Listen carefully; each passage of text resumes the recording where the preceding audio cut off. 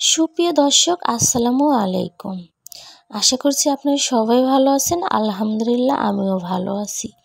আজকে আমি আপনাদের জন্য আবার একটি নতুন রেসিপি নিয়ে এলাম, সেমাই পিঠা। আমি সিরাজগঞ্জের মেয়ে। আমাদের অঞ্চলে এই পিঠাটা সেউ পিঠা নামেই পরিচিত। অন্যান্য অঞ্চলে সেমাই পিঠা, চুষি পিঠা ইত্যাদি বলে থাকে। তো চলেন কথা না বাড়িয়ে কিভাবে তৈরি করতে হয় আমি আপনাদের দেখিয়ে দিচ্ছি। পরিমাপ মতো লবণ নিয়েছি। আমার পানিটা বলক উঠিয়ে গিয়েছে। এখন আমি শুকনো চাউলের গুঁড়া দিয়ে দিলাম। ভালো করে নেড়ে চেড়ে আমি মিক্সার করে নিয়ে নিচ্ছি। আপনারা কিন্তু দেখতেই পাচ্ছেন আমার ডোটার পানি কিন্তু শুকিয়ে গিয়েছে। এখন আমি ভালো করে মিক্সার করে একটি ঢাকনার সাহায্যে কিছুক্ষণ ঢেকে রেখে দেব। তারপরে ঢাকনাটা কিছুক্ষণ পরে উঠিয়ে নিয়ে নেব। ডোটা ঠান্ডা হয়ে গেলে আমি হাতের সাহায্যে ভালো করে মাখিয়ে একটা পারফেক্ট ডো তৈরি করে নিয়ে নেব। ডোটা তৈরি করতে আমি এখানে কোনো প্রকার পানি অথবা তেল ব্যবহার করিনি। হাতের সাহায্যে ডলিয়ে চিবিয়ে একটা সুন্দর পারফেক্ট ডো তৈরি করে নিয়ে নিচ্ছি। তোমরা কিন্তু দেখতে পাচ্ছ। এই ডোটা যত ডলা যাবে ততই কিন্তু সফট হবে। তো আমি অনেকক্ষণই ডলিয়ে মাখিয়ে নিয়েছি। আমার পারফেক্ট ডোটা রেডি। এখন আমি একটি ঢাকনার সাহায্যে ঢেকে রেখে দেব। অল্প একটু ডোটাকে নিয়ে আমি একটা লম্বা থাম্বেল তৈরি করার চেষ্টা করছি। আমি ছোট্ট একটা ডো নিয়ে অনেকক্ষণ ডলিয়ে চিপিয়ে মাখিয়ে নিয়েছি। তারপরে আমি আমার হাতের মাঝে বুঝতে পেরেছি সফট হয়েছে। তারপরে আমি আস্তে আস্তে করে লম্বা করে নিয়ে নিচ্ছি, যা থেকে তৈরি করব আজকের সেমাই পিঠা। সামান্য একটু চাউলের গুঁড়া আমি চারপাশে ছিটিয়ে দিয়ে দিলাম। ছোট একটু লেচি কেটে আমি হাতের সাহায্যে ডলিয়ে নিয়ে নেব। তারপরে হাত দিয়ে আস্তে আস্তে চ্যাপ্টা করে নিয়ে নিচ্ছি। আমার নিয়ে নেওয়া হয়ে গিয়েছে। এখন আমি দুই পাশেই হাত দিয়ে লম্বা করে নিয়ে নিচ্ছি। এভাবে আমি এক এক করে সবগুলো সেউ পিঠা তৈরি করে নিয়ে নেব। আমি যখন ছোট ছিলাম তখন আমাদের বাসায় আমার নানি আসলে আমার মা বলতো, মা তুমি কি খেতে চাও? আমার নানি তখন বলতো আমি সেউ পিঠা খেতে পছন্দ করি, তো সেটাই আমাকে বানিয়ে তৈরি করে খাওয়াও। তখন আমি দেখেছিলাম ঠিক এভাবে আমার মা সেমাই পিঠা তৈরি করে। আমি কিন্তু এই সেমাই পিঠাটা জাস্ট প্রথম তৈরি করে আপনাদের মাঝে শেয়ার করলাম। এটা আমি আমার মার কাছ থেকে তৈরি করা শিখেছি। তো দুঃখের একটা বিষয়, পৃথিবীতে আমার মা এবং নানি দুজনেই বেঁচে নেই।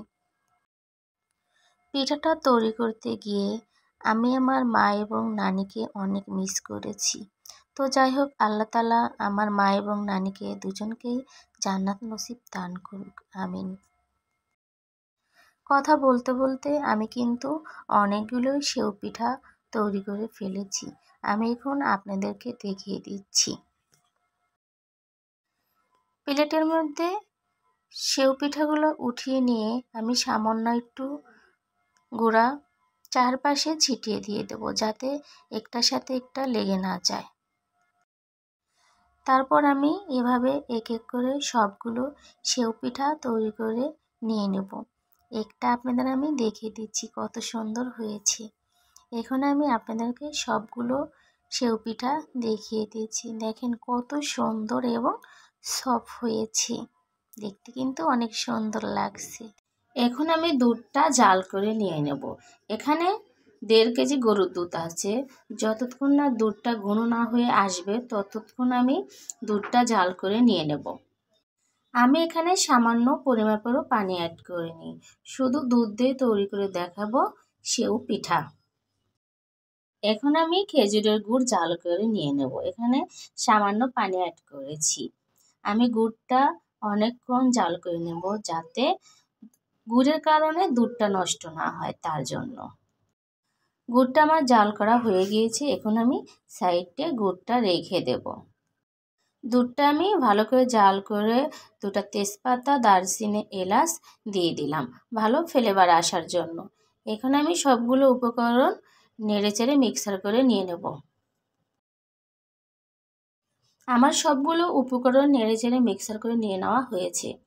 এখন আমি সেওগুলো দিয়ে দেব। সেওগুলো দিয়ে কিছুক্ষণ পরেই আমি চামচ দিয়ে আস্তে আস্তে নেড়ে দিচ্ছি। তারপরে কিছু নারকেল কুচি দিয়ে দিলাম।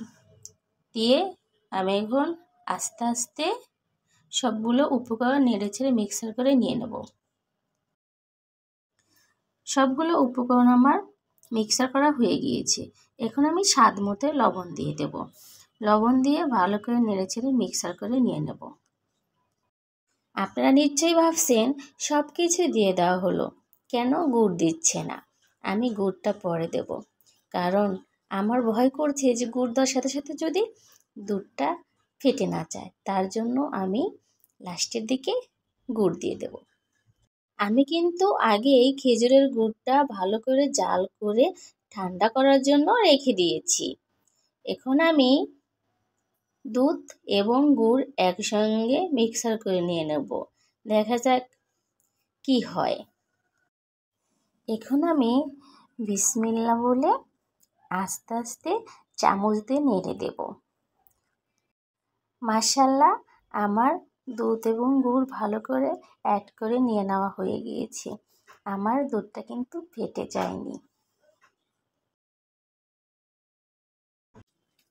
এখন আমি ভালো করে নেড়েচেড়ে দুধটা আমি ঘন করে নিয়ে নেব এবং দেখতেও হবে যে আমার সেওগুলো সেদ্ধ হয়েছে কি না।